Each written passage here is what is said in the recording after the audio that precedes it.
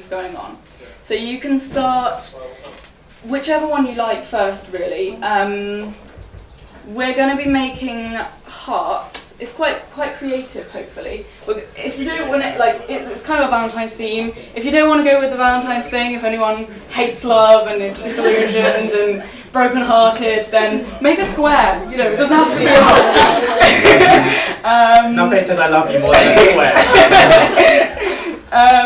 But if you do want to make a heart, we've got these little templates underneath the cellophane.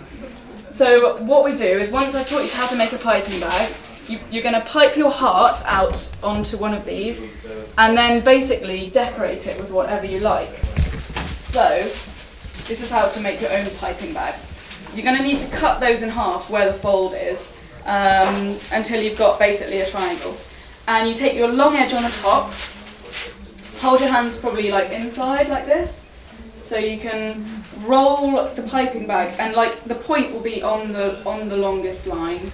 Not very mathematical descriptions of triangles here, but yeah, on the long bit. Make sure you have a point at the end, and then wrap the other one around.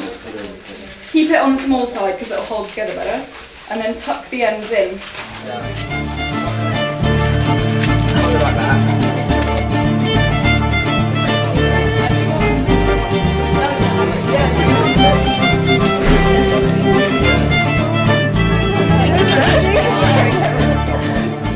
So I'll tell you a little bit about the type of chocolate we're using. It's called couverture. Has anyone ever heard of couverture? Or kind of know the difference maybe? So I've got a lower fat content than the kind of chocolate you buy in Tesco's.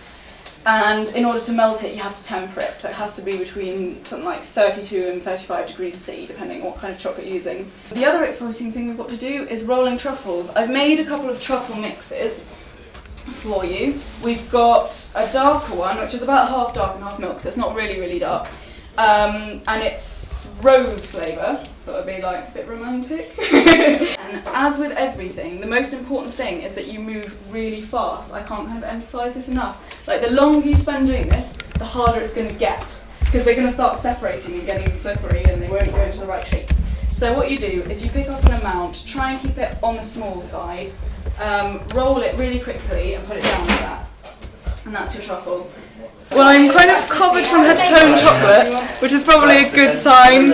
I love what people have come up with. Part of the reason I do this is because people just come up with such creative finished pieces. Hopefully you've got some footage and everything, but yeah, it went really well. It's kind of a nightmare to organise. It's a bit like an exercise in multitasking, but people are really great. You just tell them what to do, and everyone helps each other and sort of gets involved, and some people are better at other things. So yeah, it's been a real success.